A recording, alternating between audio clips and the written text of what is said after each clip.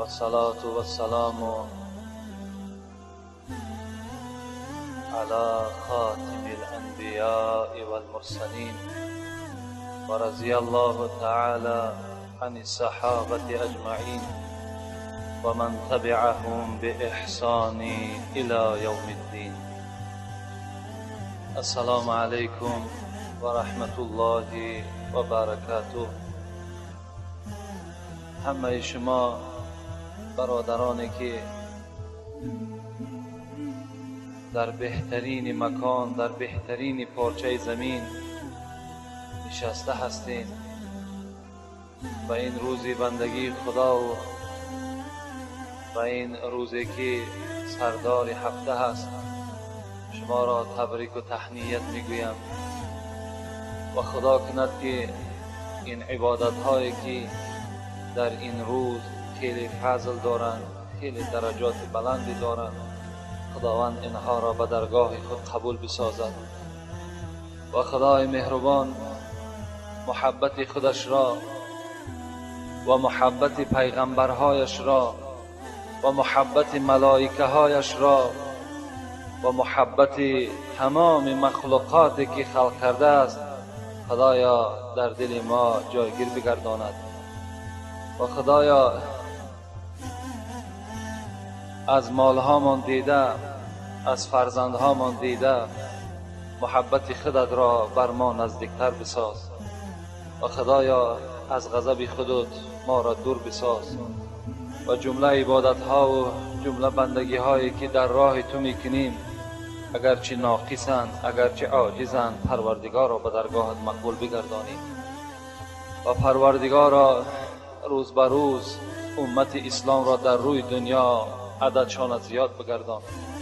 خدایا این دین اسلام بالای همه دینهای باطلت خدای مهربان ظفر بگردان. ربنا افتح بیننا و بین قومنا بالحق و انت خیر الفاتحین برحمتك یا ارحم الراحمین.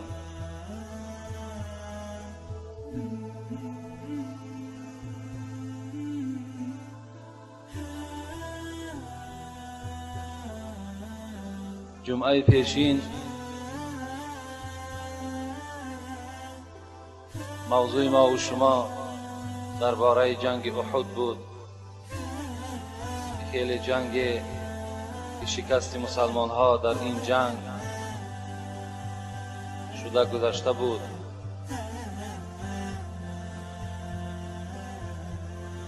و باز وعده کردیم که کمی از قصه های این جنگ که ناگفته مانده بود به سمع شما میرسانیم و بعدا انشاءالله این سوال هایی که در نزد ما منتظر جواب هستند جواب اینها را به سمع شما میرسانیم. در این بحر جز مرد داعی نرفت، در این بحر جز مرد داعی نرفت، گمان شو که دنبال راعی نرفت.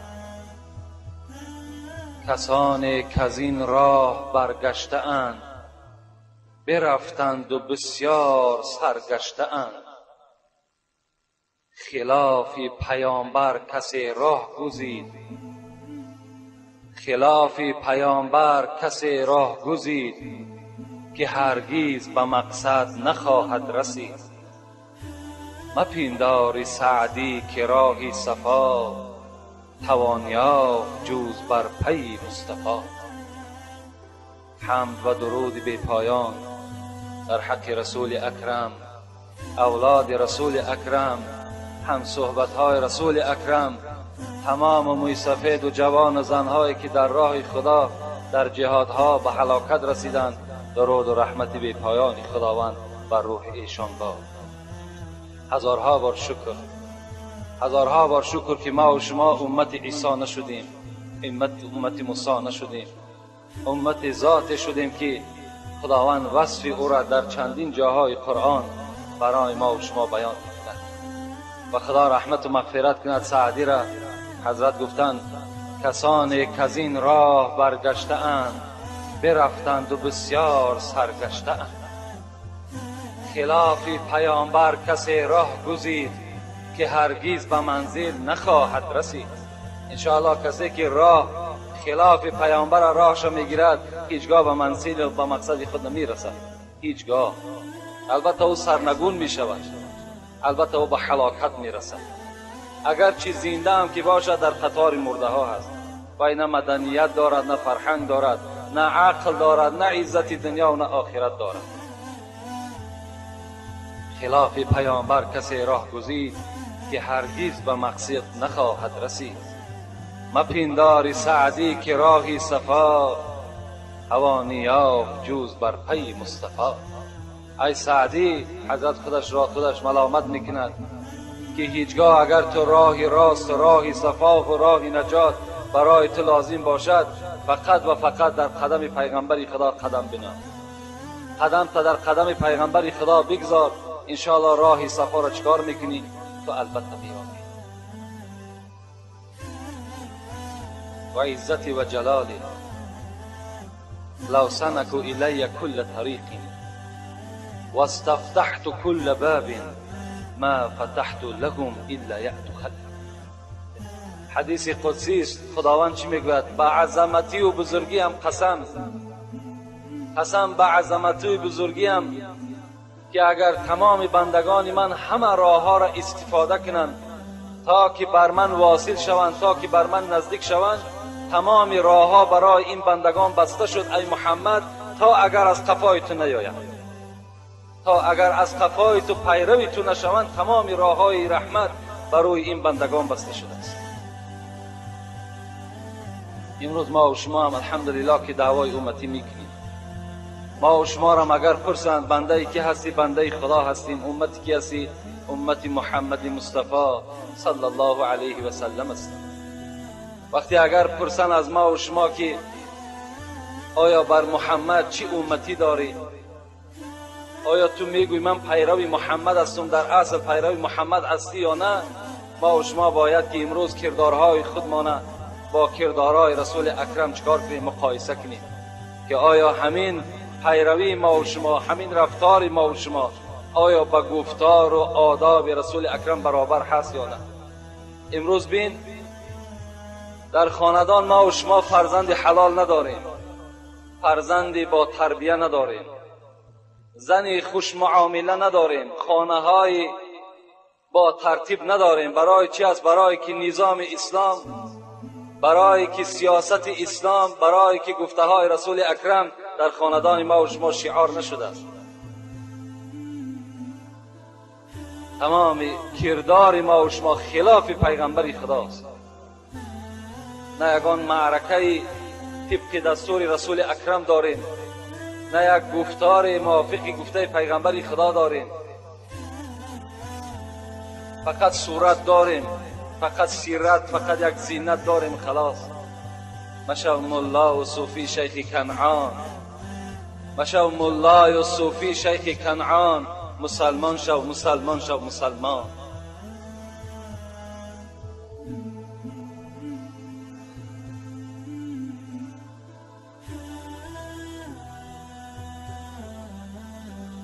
وقتی که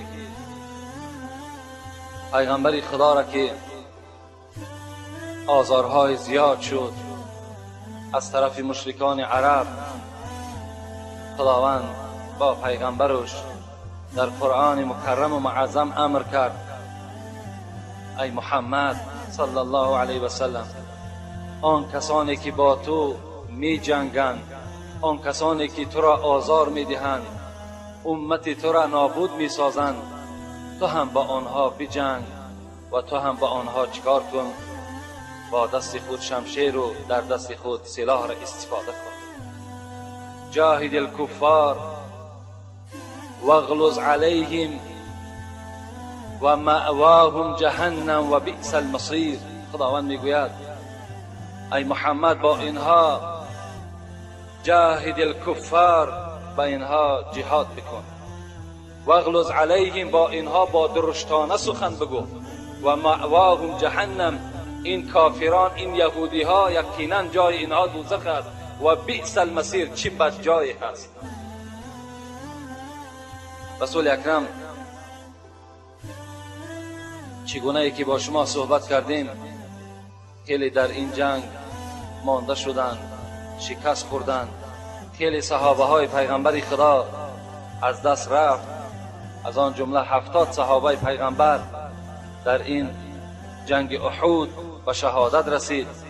البته یک چیز ناگفته نماند، بازگشته میگوییم که اسلام ما و شما دین جنگجو نیست، اسلام ما و شما دین جنگ خواه نیست، بلکه رسول اکرم در روزهای مهمترین و وزنی‌ترینی که به سرش آمد اونها را چی گفت؟ اللهم اهد قومنا فانهم لا یعلمون.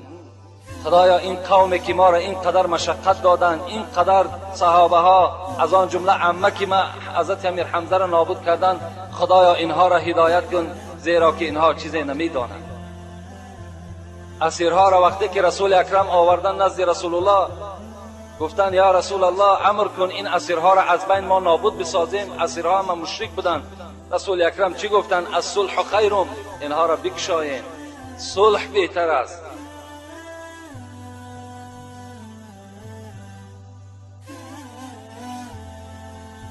الحمدلله که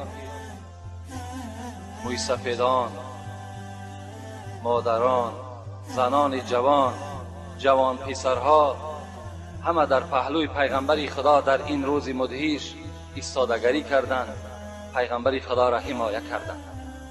حتی یکی از اینها که موی سفید بود، این حضرت عبدالله ابن جحش میگویند. حضرت عبدالله ابن جحش در این جنگ شرکت کردند و حضرت چندین بستگان نزدیکش، چندین آدمهای نزدیکش در این جنگ به شهادت رسیدند.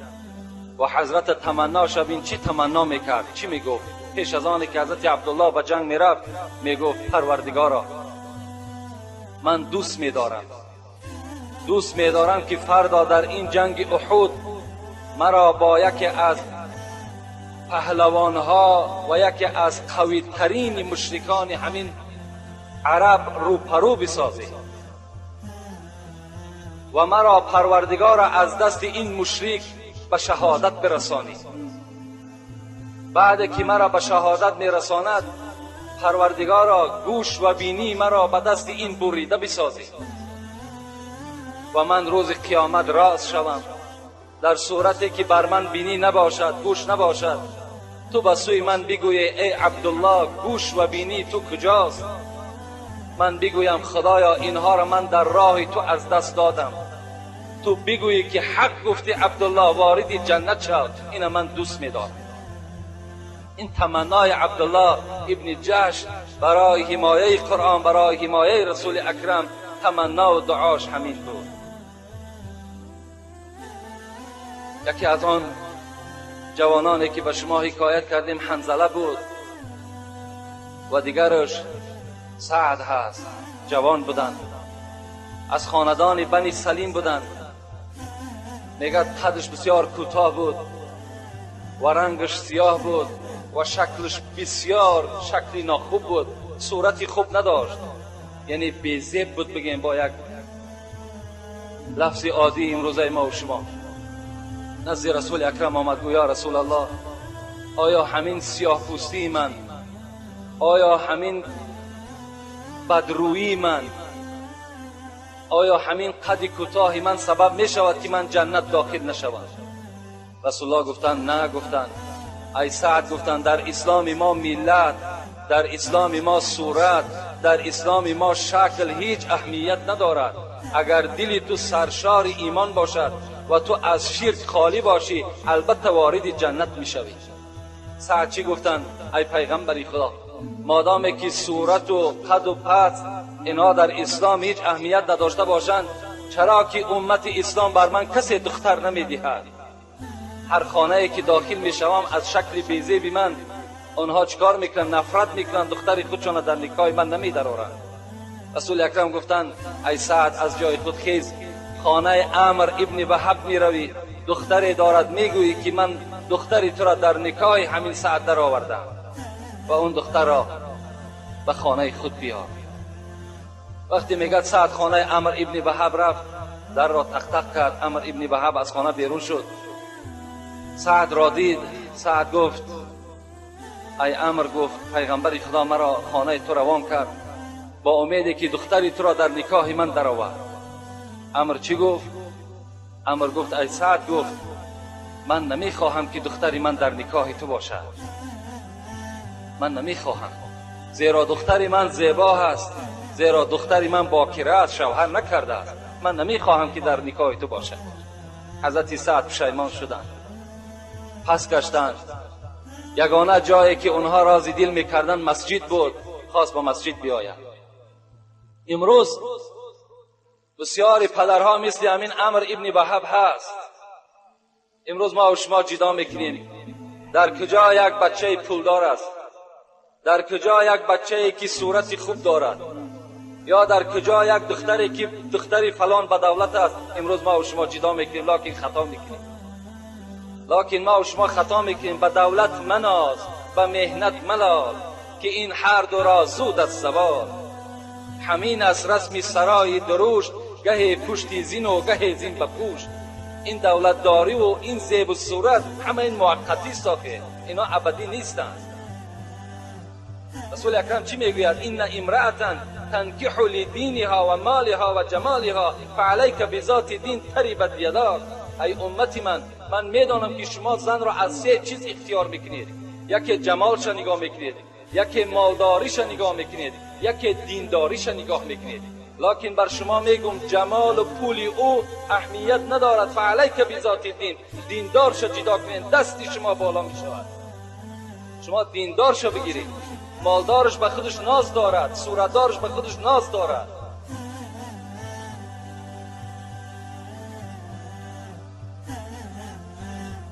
حضرت سعد گشتند. دختر که دختری مسلمان بود، دختر که در اطاعت خدا و پیغمبر بود، به اجازت پدر میگه دروازه را گشادند. گفتن ای سعد نزد من بیا. گفتن آیا پیغمبر خدا گفت مرا اختیار تو داد؟ گفت بله. گفت الحال نکاح کرد، تو را در اختیار من درآورد. گفت جان من فدای پیغمبر باد، اگرچه پدر من راضی نیست، اگرچه مادر من راضی نیست، خدای من محمد راضی باشد برای من کفایت میکند. حضرت سعد خرسند شدند و این دختر به سوی پدر گشت. پدر گفت پیش از آن که یگان آیت وعید در حق تو نیاید، زیرا که تو سخن پیغمبر را رد کردی، رفته از پیغمبر طلب استغفار کن. پدر میگه دوان به نزد رسول اکرم آمد. در زمانی آمد که سعد حال واقعه را بر این پیغمبر خدا علیه گفتگی بود. رسول الله به مجرد دید امر را گفت ای امر، گفت سخن مرا گفت پایمال کردی، سخن مرا گفت قبول نکردی. گفت بله پیغمبر خدا، لکن پشیمان شدم. از خدا گفت طلب مغفرت کن، دیگر باره این عمل از من تکرار نمی شود. رسول الله در حال میگه دعا کردن در حق این عمرو ابن وهب و به سوی سعد گفت رفته از بازار گفت مهر تا بخر، مهر این دختر را بخر، تلینگ این دختر را بخر. سعد حضرت که سرشار ایمان بود میگه وجودش و محب پیغمبر بود، وقتی میگه داخل بازار شد با آواز به گوشش رسید که تمام کسانی که صاحب اسب هستند بر اسب ها سوار شوند و از پی پیغمبر خدا روان شوند که پیغمبر به جنگ احد می رود. سعد این سخن شنید، با امید خریدن مهر آمده بود، لیکن سومی که داشت چی خرید؟ یک نیزه خرید، یک شمشیر خرید، یک اسب خرید. بالای اسب میگه سوار شد، شمشیر را در کمر خود آویزان کرد، نیزه را در دست گرفت و به میدان جنگ از پس پیغمبر رفت. وقتی میگه در میدان جنگ رسول اکرم سعد دید، روپرو شد، گفت هل انت سعد؟ تو همون سعد نیستی که امروز توی داشتی تو؟ حضرت سعد چی گفتن؟ بله. گفتن پیغمبر خدا دل من طاقت نکرد شما در میدان جنگ آلوده گرد و خاک و سعد در پهلوی زنش باشد، این برای من پسند نآمد. و در محاربه میگه حضرت سعد میگه بناگاه از دست مشرکان میگه به زمین افتاد. خبر آمد که یا رسول الله سعد در حالت نزع جان است. رسول اکرم آمد میگه سر مبارک این سعد بالای زانوش گذرانید و کلمه های شهادت و کلمه های طیبه را میگه بر زبان این سعد میگه تلقین میکرد و حضرت میگه جان به حق تسلیم کردند. رسول اکرم میگه این نیزه و این شمشیر و این اسب از دست سعد گرفتند و گفتند این را برده در دست دختری وهب بتین و بر پدری وهب خبر بتین که امروز خداوند بر سعد از دختری وهب دیده بهترین و زیباترینش نصیبش گردانید. این گونه جوانمردی و این گونه شجاعتمندی در راه خدا این جوانها چکار کردند؟ کمر همت بستند. و دیگر قهرمان بهترین این جنگ احد این حضرت علی بود. حضرت علی در این جنگ از همه صحابه ها دیده بهترین شجاعت و بهترین کارنمایا را صاحب کتاب میگه نشان داد. حتی رسول اکرم میگه یک قوم 50 نفره بود. حضرت علی را سفارش داد ای علی این قوم در اختیار تو. آنها هجوم به سوی رسول اکرم داشتند. حضرت علی مثل امیر حمزه میگه در داخلی وقتی که جنگ می درآمد دیگر یافتش نمیشد. میگه حضرت همین قوم 50 نفره را پریشان کرد. رسول الله دید خوشنود شد، گفت علی منی و انا منه، علی از من است، من علی هستم.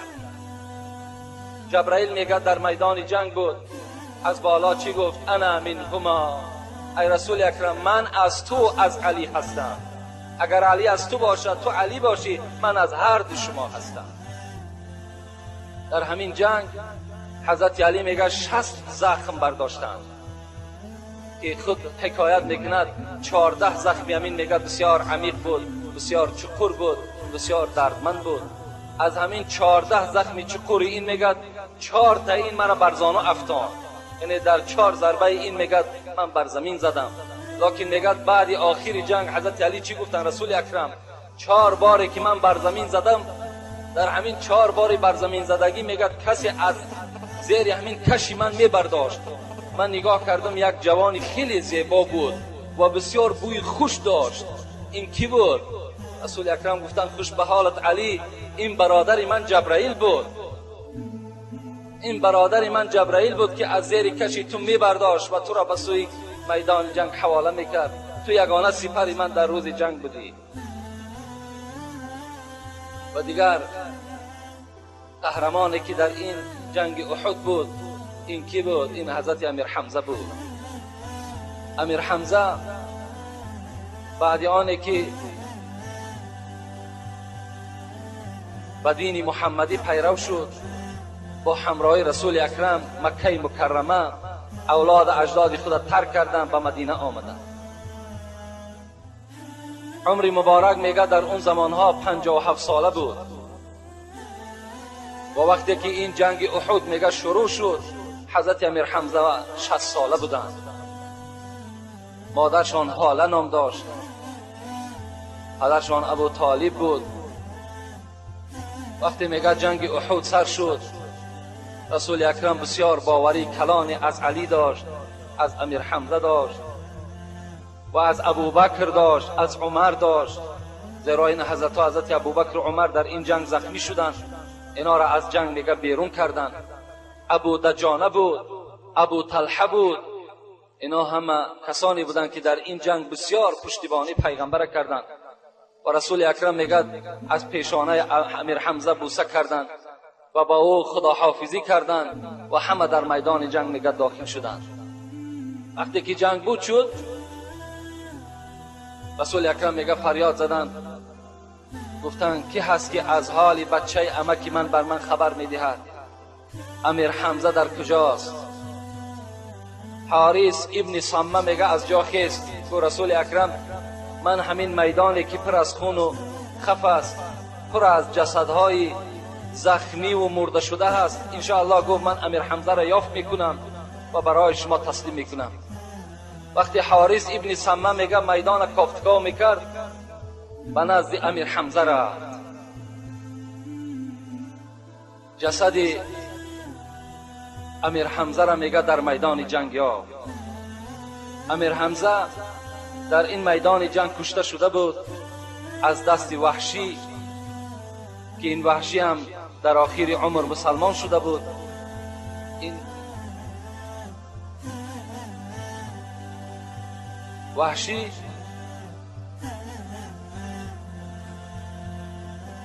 با سرداری هند زن ابو سفیان که در این جنگ، در جنگی که پیش از احد بود، یعنی بدر، هم پدرش و هم برادرش از دست امیر حمزه کشته شده بود. از این خاطر بسیار نفرت کلان به امیر حمزه داشت. این وحشی را تیار کرد. نیزه زنی خوب، بهترین و ماهر بود. و این وحشی میگد 3 کس را در پیشش گذاشتن، یا محمد را میکشی، یا علی را میکشی، یا امیر حمزه را میکشی. کدام اینا تو به عهده میگیری؟ وحشی خود که غلام بود، اگر وعدش دادن که تو اگر از همین 3 یکی را اگر به قتل برسانی، تو را از غلامی آزاد میکنیم و پول و مال زیاد برای تو میدهیم. وحشی گفت من محمد را کشته نمیتونم، زیرا در اطراف او گفت بی نهایت صحابه ها بسیار جمع میشوند. علی هم گفت در حالت جنگ گفت بسیار اطراف خودش نظر میکند. اونم گفت کشتن اونم خیلی مهم و وزنین‌تر است. لکن امیر حمزه گفت چنان غضبناک است که دیگر طرف و پس خود نگاه نمیکند مگر حرکتش به سوی پیش است. امیر حمزه را گفت از دست من میآید. با یکدیگر شرطنامه بستند. وحشی میگد در داخل همین جنگ امیر حمزه را یافت و میگه یک نیزه داشت به نام زوبین که وی هم کلته بود و هم تیز حرکت بود. در اون زمانها این یراقایی که الها دشمنای خدا به ضد مسلمانان استفاده میکنن، این یراقا موجود نبود. و در اون زمانها هم مردها به مردها می جنگیدن، جنگ تن به تن بود. مثل این یهودیایی که امروز از بالای سر مسلمان ها می ریزند که نه کودکی گهواره او میماند نه زنی او میماند. این گونه جنگ ها وجود نداشت، بلکه رسول اکرم خدا چی گفت؟ ان الله لا يحب المعتدین. محمد وقتی جنگ میکنی به کودک و به زن اونها کار نگیر. امروز بین این دشمنان خدا چیکار میکنند؟ میگد نیزه را حواله کرد، زد، میگد در زیر ناف حضرت امیر حمزه رسید و خیلی چقور هم رفت و گفت معرخین از جانب پشت امیر حمزه برآمد. و حضرت میگد وقتی که نظر کردن وحشی را دیدن به جانب او، میگه کمی حرکت کرد که وحشی مثل روباه واری میگه از میدان جنگ بیرون شد و امیر حمزه کمی قدم زد میگه و به همون روی افتیده میگه در میدان جنگ افتی. و در حال وحشی خبر داد به هند زن ابو سفیان که هند گفت شرطنامه حل شد، امیر حمزه را من به قتل رسانیدم. این هند که بدترین زنها در اسلام است آمد امیر حمزه را به پهلوی دیگر گردانید و وحشی را امر کرد که شکم او را چاک کن. میگد این بدبخت دیگر میگه شکم امیر حمزه را چاک کرد. هند میگه دستی خودش در جگر امیر حمزه گذاشت و او را کند و در زیر دندان خود گذاشت. خواست که همون جگر امیر حمزه را تناول کند، لیکن حضرت ها که خوراک هم نداشتند میگه جگر رنگ سنگ سخت بود. میگه دیگر خایده نتانست، او را پاره کرد. میگه از وجود میگه امیر حمزه کارده گرفت میگه و گوش و بینی و لبهای امیر حمزه را میگه برید و در یک بند میگه حواله کرد در گردن خودش. میگه این هند موره ساخت. ابو سفیان میگه شوهر این هند که بود آمد میگه یک نیزه در دستش و لبهای امیر حمزه را میگه به همون نیزه میزد که تو یعنی دشمن ما هستی، یعنی تو مثال آدمای نزدیک ما را به قتل رسانیدی. و این چنین معامله بد نسبت امیر حمزه کردند. وقتی که حارث ابن سمک آمد این احوال دید در امیر حمزه، دیگر دویم باره به سوی پیغمبر نگشت، نرفت، خبر نداد پیغمبر که تا که پیغمبر خدا اگر از این حادثه خبر میدهم چگونه ما را این حادثه را خبر بدهم. در جای واقع ایستاد. وقتی حارث میگه دیر کرد، رسول اکرم کی را روان کرد؟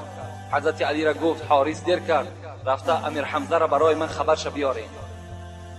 وقتی آمدن نگاه کردن، حضرت علی را که حال واقعه را دید دیگر غیرت نکرد به سوی پیغمبر خدا پس بگردد. رسول الله دید که اینها دیر میکند، خود میگه به نزد این جسد آمد.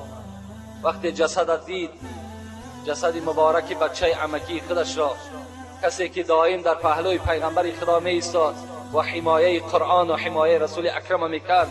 رسول اکرم گفتن میگد ای امیر حمزه، این موضعی که الحال من قرار دارم هیچ موضع برای من این چنین دشوارتر نبود.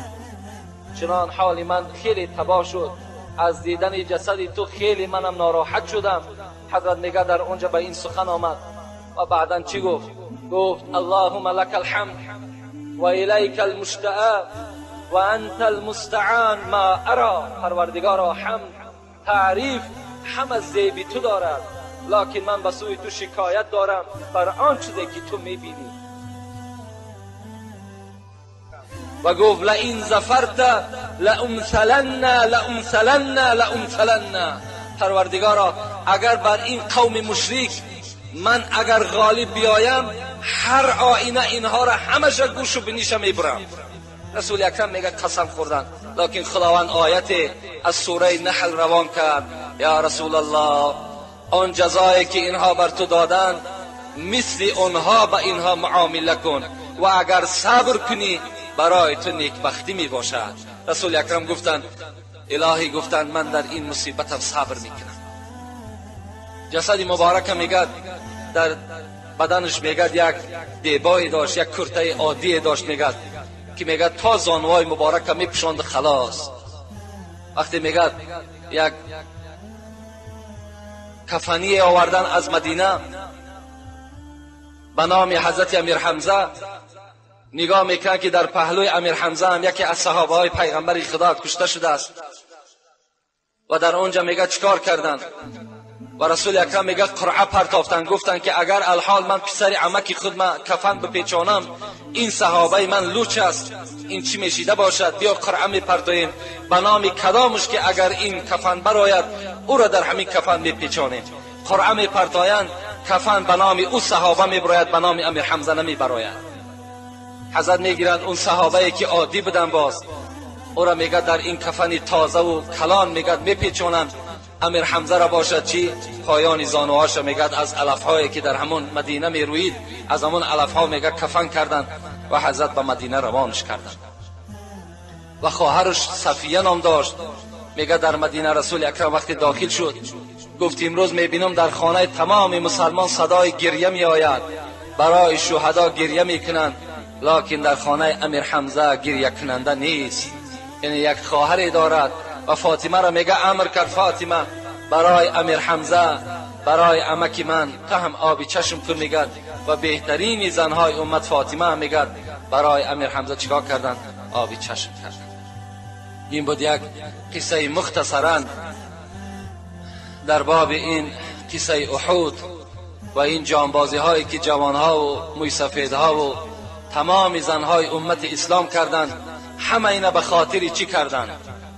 رسول اکرم 4 موضعی که پر از خون شد که حضرت فاطمه میگد کاسه آب داشتم، کاسه آب میگد حتی قناعت نکرد. رسول اکرم خون دندانش بسته نمیشد. برای چی بود؟ همه این برای امت بود، همه این برای ما و شما بود، تا که ما و شما موحد شویم، تا که ما و شما خداجو شویم، تا که ما و شما مثل دستور قرآن و مثل گفته رسول اکرم عمل بکنیم. لکن امروز ما و شما یک امتی جفاکار، یک امتی بی‌پروا، یک امتی خیانتکار، عملهای ما و شما را امروز نظر کنیم. امروز ما و شما در میدان جنگ نمی جنگیم. امروز ما و شما صاحبی مثل اونها چگونه که از زن و از فرزند گذشتن ما و شما امروز نمیگذاریم. لکن عادی ترین عملهایی که امروز اسلام او را نهی میکند ما و شما پیروی آنها هستیم. ندانستیم قدری امتی را، ندانستیم قدری امتی را، نکردیم پیروی سنتی را. دریغ از امتی نوگی زبانی، چی باشد حال روز امتحانی. دریغ، هزارها دریغ که ما و شما امتی نوگی زبان هستیم. دریغ از امتی نوگی زبانی، چی باشد حال روز امتحانی. نباشد راز ارواح نبینا، چگونه بیندش در حشر فردا. اگر ارواح پیغمبر خدا از ما و شما راضی نباشد، ما و شما چگونه با پیغمبر ملاقات میکنیم در روز قیامت؟ نباشد راز ارواحی نبینا، چگونه بیندش در حشر فردا. قطار امتان خواند چه خوب است، قطار امتان خواند چه خوب است، وگرنه مشکلی اهل ذنوب است. اگر در حشر گرداند ز تو روی، ندارد سود آنجا صد کنی موی. اگر در روز قیامت از تو روی بگرداند، بگرد رو بدبخت، نام تو امت بود، تو امت نبودی، تو نوگ زبانی امت بودی، ندارد سود آنجا صد کنی موی. اگر موهای سرت همشکی بکنی دیگر برای تو فایده ندارد. وقتی که از زبان پیغمبری خدا بر تو صدا شود که تو امتی من نیستی، تو بنام امتی من بودی. ز صدق دل به احمد پیروی کن. حضرت مولوی میگوید ز صدق دل به احمد پیروی کن، مشو نوگی زبانی امتی کن. اگر امت میشوی، اگر مسلمان میشوی، صدقاً مسلمان شو، زیرا خدای تو میگوید و من کفر فإن الله غنی حمید. ای بندگان من، ای مخلوقان من، اگر همگی همین 6.5 میلیارد آدمی که در روی دنیا هستیم همه کافر کشین، من باک ندارم، من بایستم. من همه شما را سرنگون در دوزخم جا میکنم اگر همه که کافر شید. برای خداوند کافر شدن شما، مسلمان شدن شما هیچ باکی نداره. شما هر چی میکنین برای جان خودتان میکنین. امروز هر عادت دارین، هر معرکه‌ای که در خانه دارین، طبق دستورات قرآن کنین. نامتان امت است، سزاوار امتی را شایسته باشید. همین نام امتی را در دیوان، در همون نامه اعمالتان خط نزنید.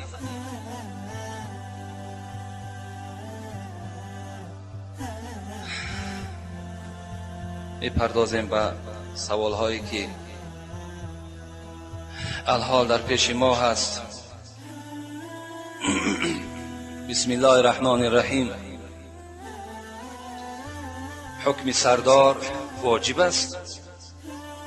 حکم سردار البته واجب است. خدا در قرآن میگوید اطیعوا الله و اطیعوا الرسول و اولو الامر منکم.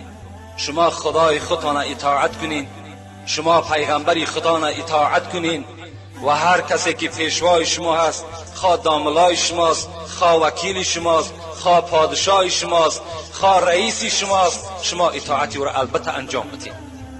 اطاعت گفته چی را میگن؟ لا طاعت للمخلوق فی معصیت الخالق. پیغمبری خدا میگه مخلوق شما در حالت اطاعت کنین که اگر شما گناهگار در نزد خالق نشوید. یعنی اگر سردار شما را به کار امر کند که راضیگی خدا و پیغمبری خدا نباشد، در اون صورت شما سردار را اطاعت نکنید. اگر چه پدر و مادر شما باشد، اگر پدر و مادر شما، پادشاه شما، رئیس شما، داملای شما، وکیل شما را بگد که بچم نماز نخوان، بچم روزه نگی، نماز جماعت نرو، اینا کارهای هستن که خدا امر کرده است. ما میگیم پدر هستی، برادر هستی، کسی هستی نیستی، من سخنی تو را گوش نمیکنم، در حالتی که در نزد خدای خود چکار نکنم؟ گناهگار میشم. سرداری من در این صورت خدا یکا و یگانه است. در این صورت اون سردار من نیست دیگر. لکن در کارهای دنیویی که وابسته به انجام دادن است، در اون کارها ما و شما را امر کند، البته به البته چکار میکنیم؟ اطاعت میکنیم. برای چوپان نماز جمعه را چطور خواندن ممکن است؟ اگر شخصی که چوپان باشد، یعنی در ادیرهاست، یعنی هیچ علاج آمدن به سوی نماز جمعه ندارد، نماز جمعه خلیفه دارد، میتواند پیشینه میخواند. لکن اگر شرایطی دارد که مثال آمدن نماز جمعه را میخواند، بر همان گله و بر همان مثال مالی که دارد هیچ ضرر زیان نمیشود، در این صورت در گردن اونم چی است؟ شرط است که آمدن نماز جمعه را بخواند. اینجا یک شعرم نویساندن حضرت، انشاءالله این شعر جمعه دیگر تحلیل میکنیم، زیرا که بسیار یک پندنامه خیلی کلانی هست. وقتی ما کمتر است، این سوال هایی که قریب 2 جمعه جواب شو نگفتیم اینها را میگیم. السلام علیکم واعظ شیرین سخن اکای حاجی میرزا جان، الها زبان شما از این دیده براتر گردد و هرگز تنتان دردان نبیند. از شما خواهش میکنم که به یک چند سوالهای من جواب درست گردانید اگر فرصت باشد، وگرنه باکی نیست. تراشیدن ریش و موی لب را دین اسلام چی حکم میکنه؟ اگر ریش انسان میتراشد یا موی لب میتراشد، اسلام نسبت انسانهایی که ریش تراش هستند یا اینکه موی لب میتراشند چی میگوید؟ در نزد من کتاب‌های شیخ‌های عرب و مولوی‌های زاهدان هست. یکی از آنها اسئله المهمه و دیگرش حکم ریش در اسلام به نام کتابی هست. من در این کتاب‌ها نظر کردم، یک چند چیزها از اینها گرفتم به شما میرسانم. رسول اکرم گفته است قص الشوارب وعف اللحیه خالف المشرکین و المجوس.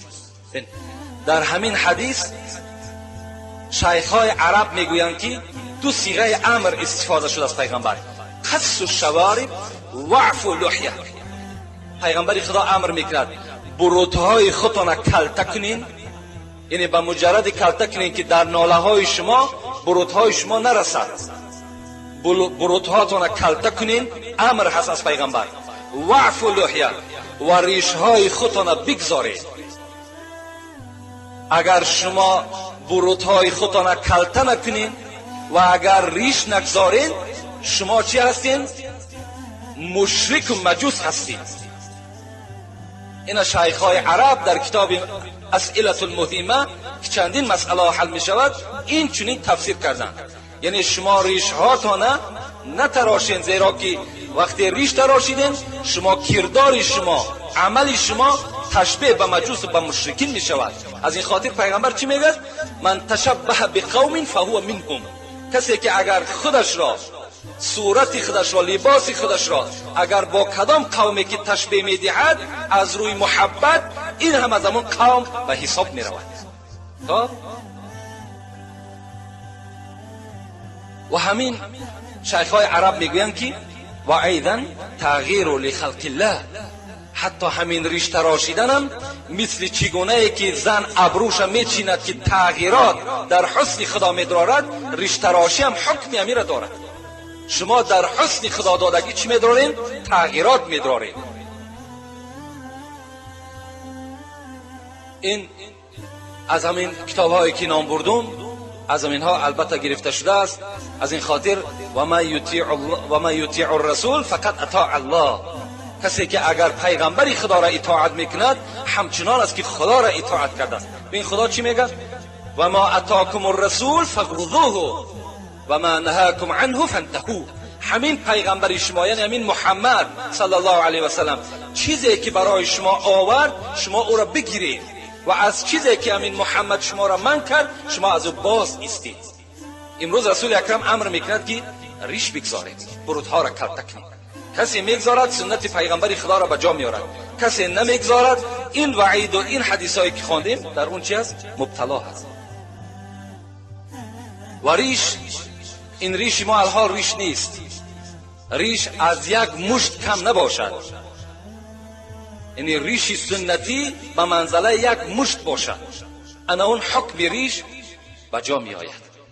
این ریش هایی که مثال کلته ما و شما میمانیم از بیریش ده بهتر است، از بیریش ده بهتر است، لیکن حکم ریش ندارد. انشاءالله میمانیم. از بعضی همین امتهای پیغمبر خدا میترسیم. با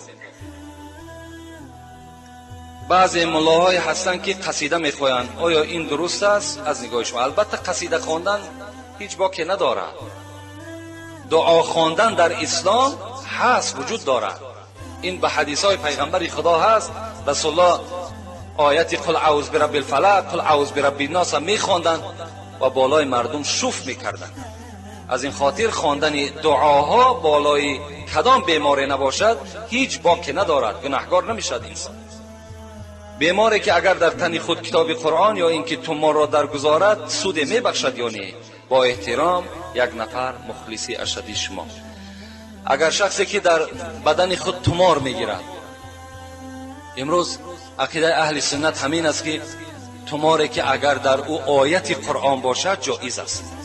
لیکن اگر توماری باشد که در او مثال هست، نقشه هست، نقشه از عددا می نویسند، اینش قطعیاً جایز نیست، بلکه شرک است. همون کسی که تومار می نویسد آیت قرآن بنویسد و ننزل من القرآن ما هو شفاء و رحمت للمؤمنین، همین آیت اگر در همون نسخه های تومار می نویسند و کسی را که برای شفا می دهند، این جایز است. لیکن همون انسان عقیده نکند که من از همین تومار فایده دیدم. امروز اکثر شیخ‌ها زیر تومار هستند، زیرا مردم ما و شما عقیده میکنند که همین تومار از روزی که گرفتم همین کسل از وجود من دور شد. ببین این خود عقیده غلط است. مثل که بعضی گمراه‌ها پیش مزار میروند و بعد یکی خدای مثال در تقدیر او کشیده است و فرزندش میتاد میگه که همین مزار در رفتم صاحب فرزند شدم، این هم مثل همون داره. شما در نزد خدا در این صورت گناهکار میشید. اگر بتوانید ترکش کنید، لیکن اگر بسیار دلتون قبول نکرد، پیش یک داملا برین، یک آیت قرآن بنویسن بر شما بدن، اینش باکی نداره. السلام علیکم داملای عزیز، با همین سوال من جواب دهید. تای پا را صابون کردن درست است یا نه؟ یعنی یک عقیده بوده است که اگر آدمی که همین زیر پاش اگر صابون میکرده است، گویا که جنت برای او داخل شدن من بوده است. حالا که شما برادرای عزیز، امروز همین دستور اسلامی که الدین و نظافه، دین اسلام دین پاکیزه است. دین اسلام ما و شما فقط پاکیزگی را طلب میکند. پیغمبر خدا از دنیا چی را دوست داشتند؟ از سه چیزی که دوست داشتند، یک تاش بوی خوب بود، پاکیزگی، بوی خوب، تازه گشتن، حلال گشتن. این دستور اسلام است که امروز تمام مردم غرب اینا قبول کردن، گرفتن. ما و شما چیکار میکنیم؟ ما و شما با همون لباسهای چرکین و با همون بدنهای بدبوی خودمان حرکت کرده میگردیم. باز فتوا آوردیم در روز جمعه یا در روز چهارشنبه خفاوا و صابوناوا نکنن، هر روز بشویید، هر روز بدن هاتون شسته کنید، در وجود شما از بوی چیزی باقی نماند. زیرا رسول اکرم گفته است هر وقتایی که از بوی بدن شما کدام برادر شما اگر آزار یافت، هر آینه ملائکه ها هم از بوی بد آزار مییابند. ملائکه ها در وجود شما قرار نمیگیرند. تای پاتا میشوی، بین پاتا میشوی، کجای را میشوی، صابون البته جایز است، هیچ باکی ندارد و روزم ندارد. حتی روز جمعه حدیث ابوبکر صدیق، کسی که روز جمعه با بدن شسته می آید گناههای او را خدا مغفرت میکند. السلام علیکم داملای عزیز، با همین سوال من جواب میگفتید. میگویند که کلاسک را بکشی، آبازی نکنی، حرامی. آیا درست است یا نه؟ با کشتن کلاسک انسان غسل جنابت واجب نمی شود. هست در اصل همین عقیده ها در مردم ما پیدا هست. غسل جنابت در صورت در گردن ما و شما واجب می شود که اگر آب از وجود ما و شما با دفع شهوت خارج شود، یعنی از روی شهوت خارج شود. حتی همین آبی که از وجود ما و شما، یعنی آب منی میگیم، همون اگر جدا شود از حساب باربرداری باشد یا از یک بلندی به زمین بپری، مثال در زمین بزنی که آبت از وجود جدا شد، در این حالت با غسل واجب نمی شود. غسل جنابت در حالت واجب می شود که همین از روی شهوت باشد، از روی هوس باشد، از روی رسیدن بازن باشد. انا این صورت غسل جنابت در گردن ما و شما واجب می شود. با کشتن کلاسک و با کشتن دیگر جانورها در گردن ما و شما غسل جنابت واجب نمی شود.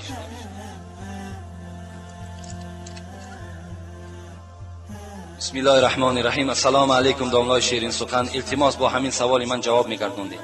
یک برادر اهل اسلام که 5 وقت نماز را در مسجد میخواند، میگوید که با زن نکاحی خود همخوابه کردن از عقیب در جایی که فرزند تولد میشود ممکن است. بله جایز است. اگر برادرها یک مسئله هست، شما فراموش نکنین خدای شما در سوره نساء چی میگه؟ نساؤکم حرث لکم، زنهای شما کیشزار شما هستند. در دوام آیت خدا چی میگوید؟ بیایید بر همین کیشزاری خود از هر جانبی که میخواهید، جانبی که در او جانب چی باشد؟ فایده باشد، حاصل باشد. اگر در زن حلالی خودم از قفا هم که اگر هم خوابه کنی در جایی که فرزند تولد می شود جایز است. این صاحب تفسیر ابن کثیر هم میگه، این تمام فتواهای ما و شما میگه. لکن از قفا در جایی که فرزند نه، در جایی که مثال نجاست خارج می شود، اگر انسان اونجا اگر کاردار می شود، اینجا لعنت خدا بر او انسان است.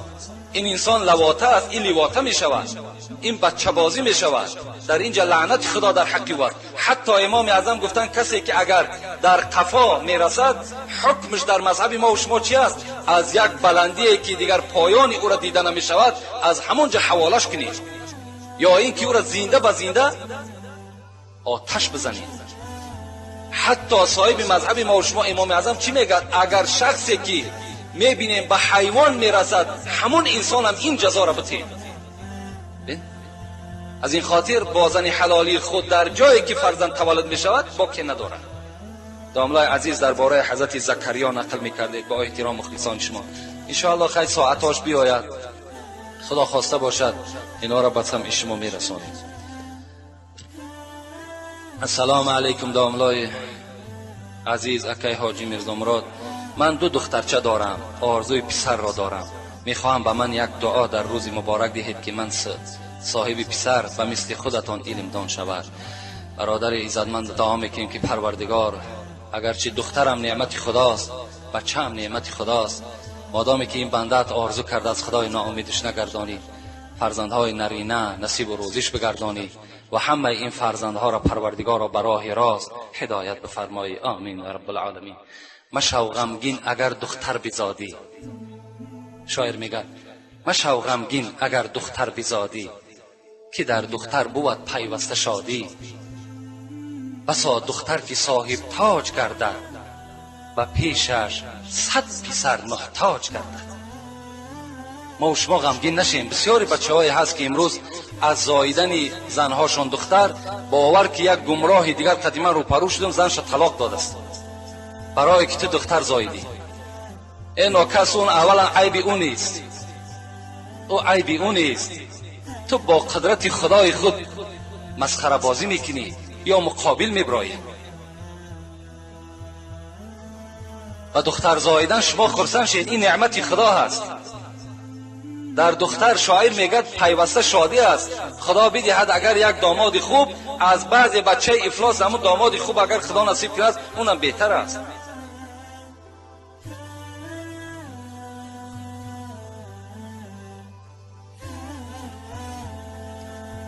السلام علیکم داملای شیرین سخن.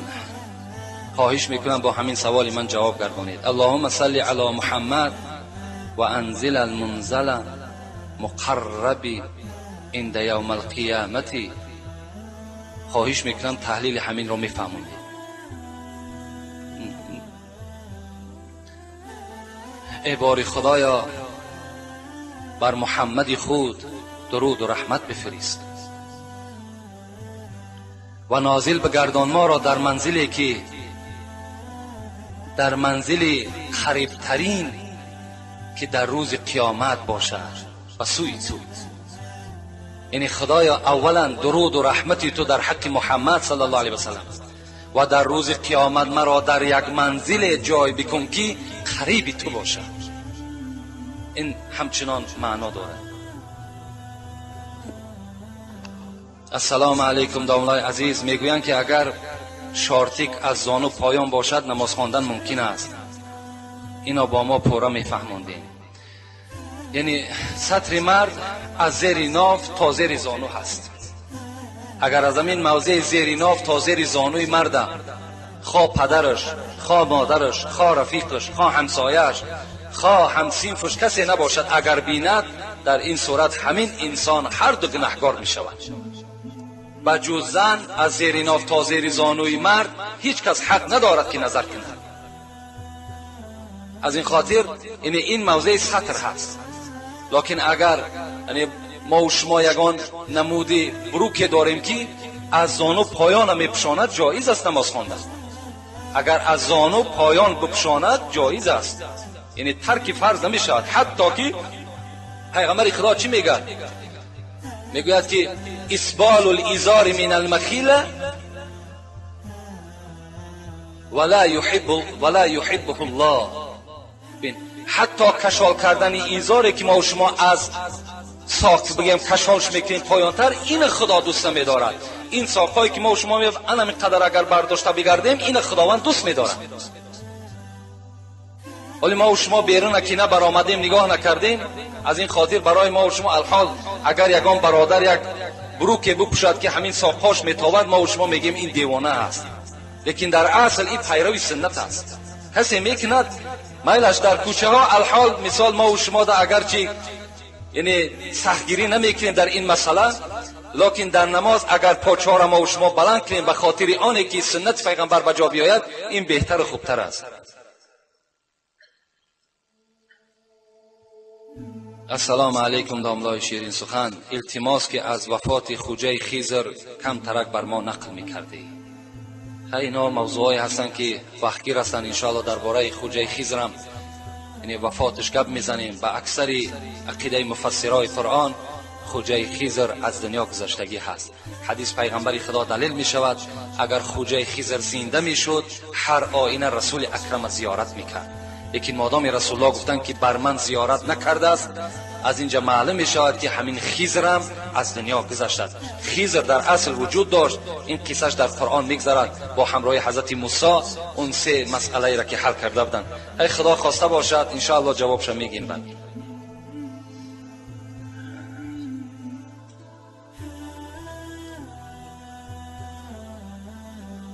السلام علیکم داملای محترم. از شما خواهش میکنم که همین سوال را پورا بر ما فهمونید.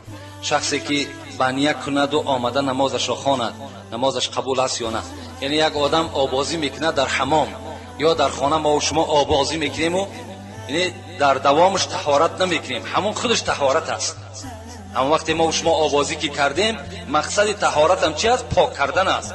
در حالت با غسل این با بهترین وجه طاهر می شود. از این خاطر میتونیم با یک آوازی ما و شما آمده چیکار کنیم؟ نمازمون هم خواندن بگیریم. و آخر دعوانا ان الحمد لله رب العالمین. پروردگارا ثواب و ثمره این موعظه های کرده شده را در نامه اعمال همه ما و شما خداوند کتابت بفرماید و خدای مهربان ما و شما را بنده اساسی بسازد و امت اساسی پیغمبر خدا بسازد. هر مراد و مطلوب و مقصودهای نیکی که در دل شماست خدایا با فضل کرم خودش برآورده خیر بسازد. برادرهای در اینجا مخلص از ما امید دعا کردن، از آن جمله برادر عمرم، مقسوم عمر علی، بچه رحمتی بابای ضیاءالدینم، خدا کشایش کارش نصیب کند. جمعی مشکلات هایی که دارد خدا مشکلات هاش از بالای سرش برداشته بگرداند. و تمام برادرانی که خدمتگار این مسجد هستند و خدمتگار اسلام هستند خدای عمر دراز و تنی صحت همگیش نصیب و روزی بگردانی. و صلی الله تعالی علی خیر خلق محمد و علی آله و اصحاب اجمعین. خیر احسان هایی که شده است خدای دستگیر قیامت و یک فضل و شرف دنیوی این برادرها بگردانی. ربنا افتح بیننا و بین قومنا بالحق و انت خیر الفاتحین. السلام علیکم و رحمت الله. ان شاء الله جمعه دیگر در باب دنیا و مظلمت دنیا به شما حکایت میکنیم که آیا دنیا چی هست و آیا دنیا به انسان وفا میکند یا نمیکند. آیا کسانی که امروز پیروی دنیا شدند و دنباله دنیا را بسیار مستحکم قپیدند، آیا این چی منفعت دارد، چی فایده دارد؟ انشاءالله با شما حکایت میکنیم. خدا همه شما را در پناه رحمتش نگه دارد. آمین و رب العالمین.